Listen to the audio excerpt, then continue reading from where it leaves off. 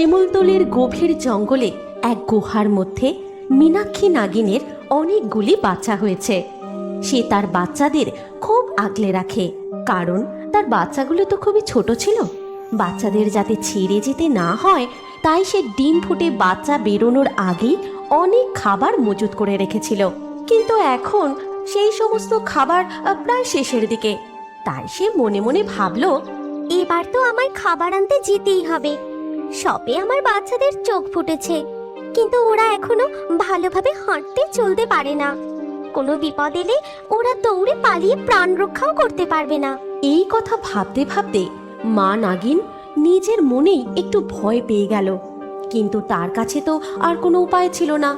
তাই সে তার বাচ্চাদের উদ্দেশ্যে বলে, বাচ্চারা, তোরা একটু সাবধানে থাকিস। আমি যাব আর খাবার নিয়েই চলে আসব। তোরা ভয় পাস না কিন্তু। বাচ্চাদের এই কথা বুঝিয়ে দিয়ে সে তার গুহা থেকে খাবার জোগাড় করার জন্য বেরিয়ে গেল। তারপর এদিক ওদিক ঘুরতে ঘুরতে সে ভাবতে লাগলো, একটু দেরি হয় হোক, তবুও বেশি বেশি করে খাবার জোগাড় করে নিয়ে আমায় গুহায় যেতে হবে, যাতে রোজ রোজ যেন বেরোতে না হয়। এই কথা ভেবে সে বেশি পরিমাণ খাবার মজুত করতে লাগলো। আর ওই জঙ্গলেরই এক ডাইনি যেদিন থেকে মীনাক্ষী নাগিনের ডিম ফুটে বাচ্চা জন্ম নিয়েছিল, সেদিন থেকেই ওই বাচ্চাগুলোর ওপর নজর রেখেছিল।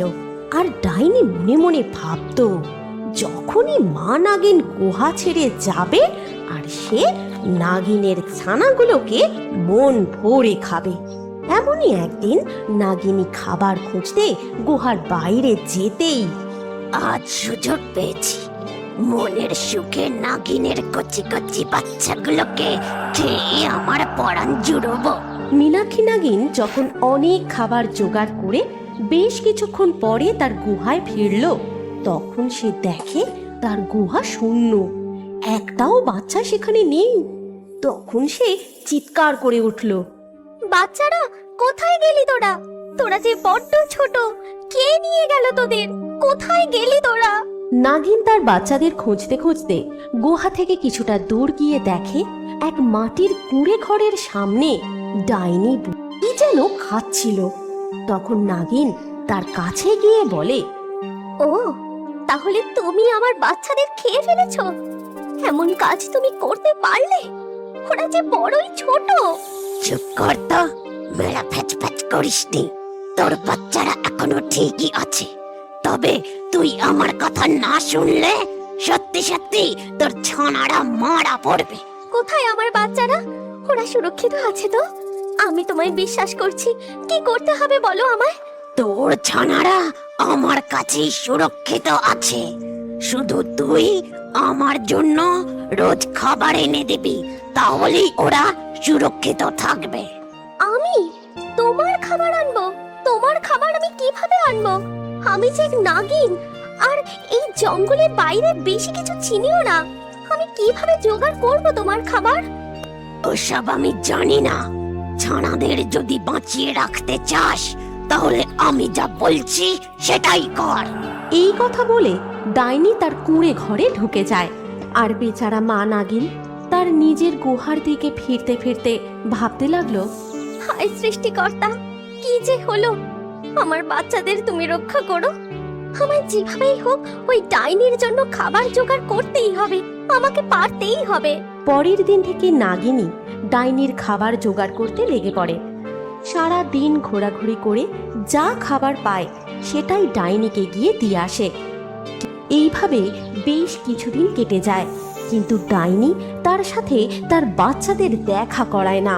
তাই নাগিন খুবই চিন্তিত হয়ে পড়ে।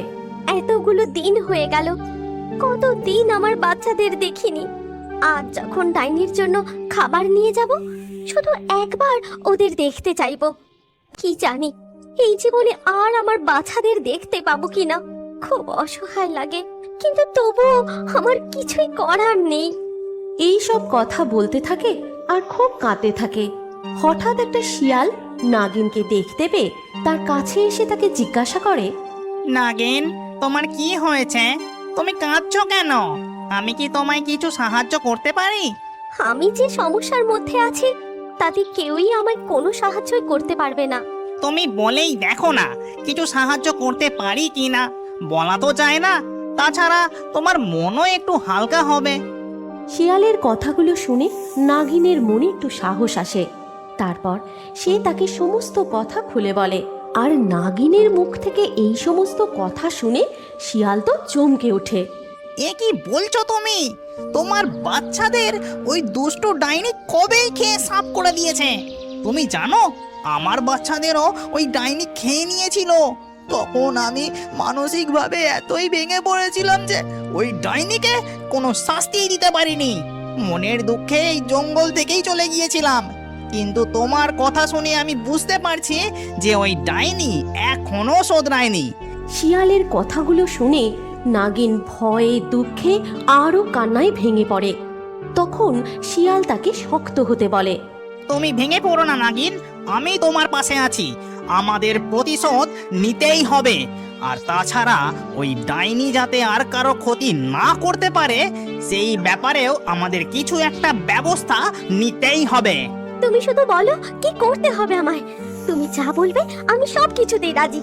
তুমি শুধু আমার একটা উপায় বের করে দাও বন্ধু। আমরা তান্ত্রিকের কাছে যাব। একমাত্র তান্ত্রিকই ওই ডাইনিকে জব্দ করতে পারে।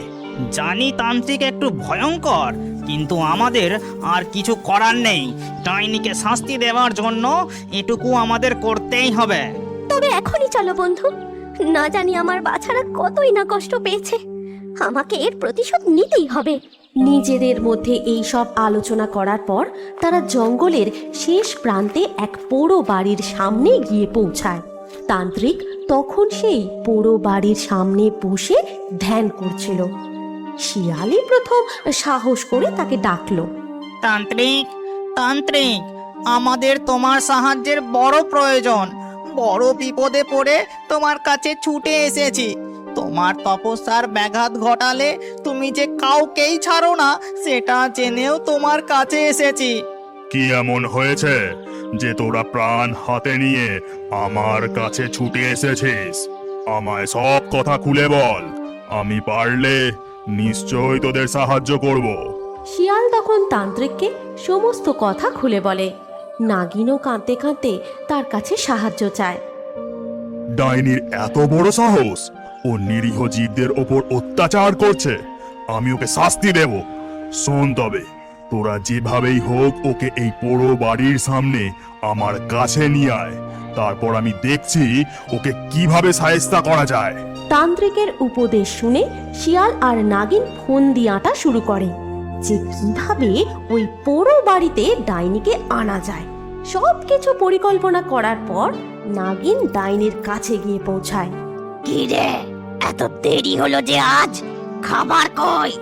নিজের ছানাদের আর বাঁচিয়ে রাখতে চাস না নাকি?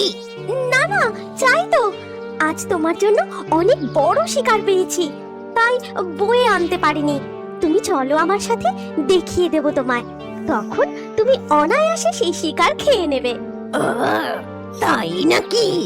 আচ্ছা আচ্ছা, বেশ, তবে চল। এটাই বুঝি আমার খাবার? কিন্তু একে খুব চেনা চেনা লাগছে যে। ও, চেনা চেনা লাগছে বুঝি? তা লাগারই কথা।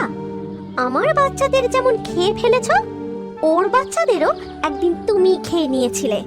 কি মনে পড়ছে? ও, তাহলে তুই সব জানতে পেরে গেছিস। কিন্তু তাতে কোনো লাভ নেই। আজ তোদেরই মেরে চিবিয়ে খেয়ে নেবো। তুই আমাদের কি শেষ করবি? আজ তোরই শেষ দিন। শিয়ালের কথা শেষ হতেই তান্ত্রিক সামনে আসে আর তার মন্ত্রপুত জল ডাইনির গায়ে ছুঁড়ে দিতেই সে বন্দি হয়ে যায়। তারপর ডাইনিকে একেবারে ছোট করে একটা কাঁচের বোতলে পুরে ফেলে। তারপর কাঁচের বোতলটা ওই পোড়ো বাড়ির পাশেই মাটিতে পুঁতে দেয়।